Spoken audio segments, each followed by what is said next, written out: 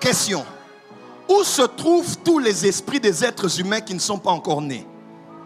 On appelle ça le lieu des rois, les esprits des rois. Tu vas voir, quand on prend cet esprit, on l'envoie dans une famille. L'enfant naît. L'enfant est encore petit, mais il aime diriger. Dieu veut envoyer un prophète sur la terre.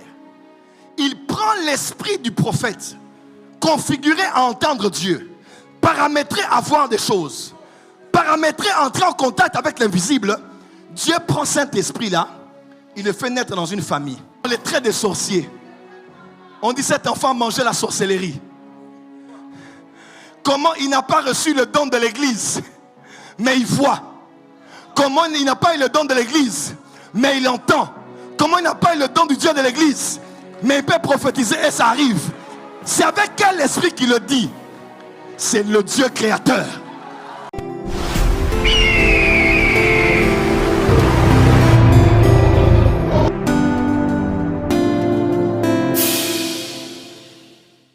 Tous les esprits de tous les êtres qui vont vivre sur la terre, Dieu les a déjà créés dans Genèse 1.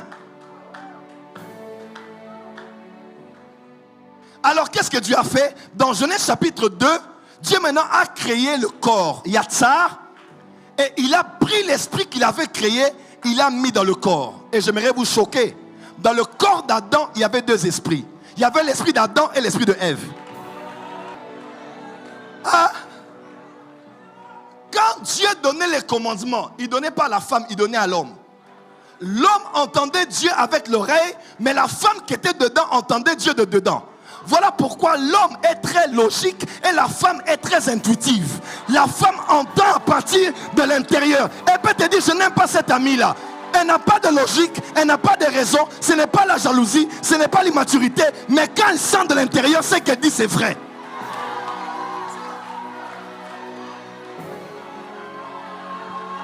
Dieu a tiré une côte parce qu'il est prouvé dans la spiritualité que l'esprit réside dans les eaux. Où était l'esprit d'Élisée? L'esprit d'Élisée n'était pas au ciel. L'esprit d'Élisée n'était pas sous terre. L'esprit d'Élisée était dans les...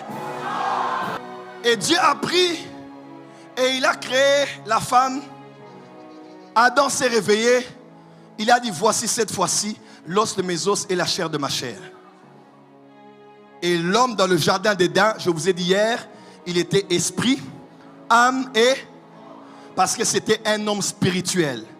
Et l'esprit qu'il avait, il avait eu dans Genèse 1. C'est ce que l'homme était au commencement.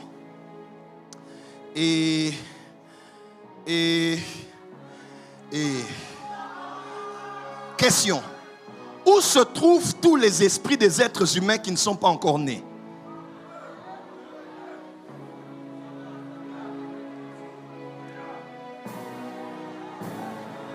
Je ne parle pas de ceux qui sont morts ou de ceux qui sont sur terre. Je parle de tous les esprits des êtres humains mais qui ne sont pas encore nés. Ils sont où? Bon, là où ils sont là, c'est là où ils sont jusqu'à aujourd'hui. Je vais avancer. Plusieurs prophètes que je connais, comme moi aussi un peu par la grâce de Dieu, nous avons visité le ciel. Et nous avons réalisé qu'au ciel, il y a différents compartiments de là où on met les esprits des êtres humains. Il y a des lieux où on met les esprits des leaders, des rois. On appelle ça le lieu des rois, les esprits des rois. Tu vas voir, quand on prend cet esprit, on l'envoie dans une famille. L'enfant naît. L'enfant est encore petit, mais il aime diriger. Il n'a pris aucun cours de leadership. Il n'a jamais vu quelqu'un donner beaucoup d'ordres pour retenir cela.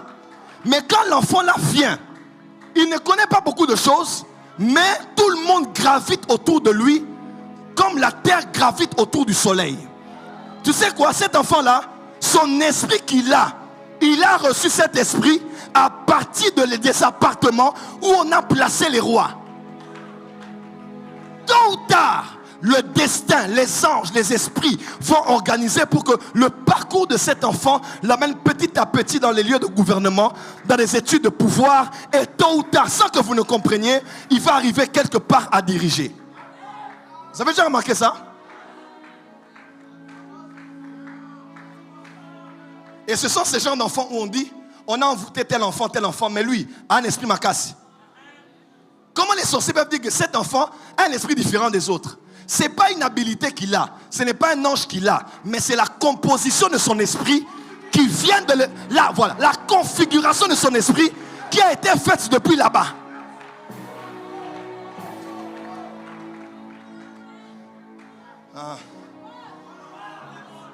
Maintenant, il y a aussi un lieu dans le lieu spirituel où on a placé les esprits des prophètes. Maintenant, écoutez-moi. Quand on dit l'esprit des prophètes est soumis aux prophètes, beaucoup de gens vont vous dire évangéliquement parlant, c'est quand on impose les mains à quelqu'un, on dit l'esprit des prophètes, c'est l'impulsion prophétique que tu dois maîtriser aussi, toi qui le possèdes afin de te calmer.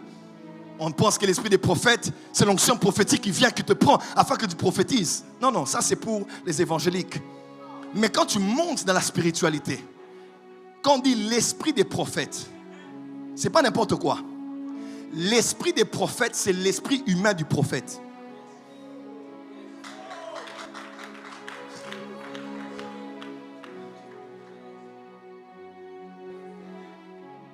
Quand Dieu veut envoyer un prophète sur la terre, il prend l'esprit du prophète, configuré à entendre Dieu, paramétré à voir des choses, paramétré à entrer en contact avec l'invisible. Dieu prend cet esprit-là, il le fait naître dans une famille. C'est là maintenant que tu vas voir un enfant à 4 ans, 5 ans, 6 ans, l'enfant commence à dire des choses qui arrivent. Il n'a pas le Saint-Esprit.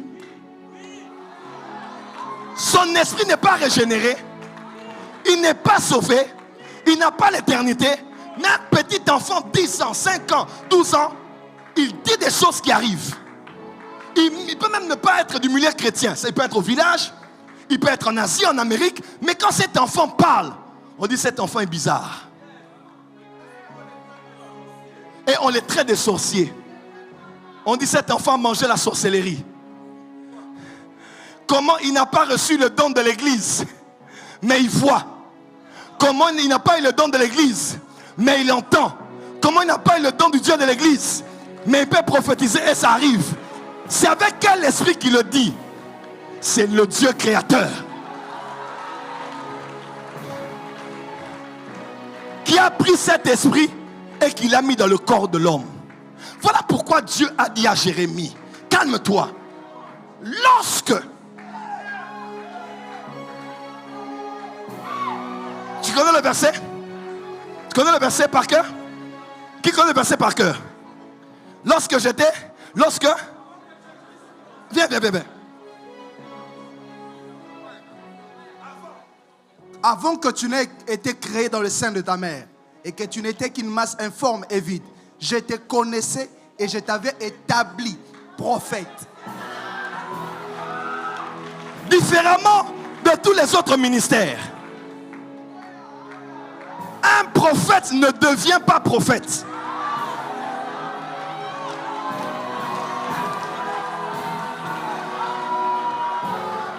Ce n'est pas l'ordination ministère prophétique qui fait d'un prophète un prophète. Ce n'est pas la reconnaissance de son père spirituel ou de ses amis ou d'une fédération. Le prophète est reconnu déjà là-bas. Dieu l'a déjà établi prophète, configuré à voir l'avenir.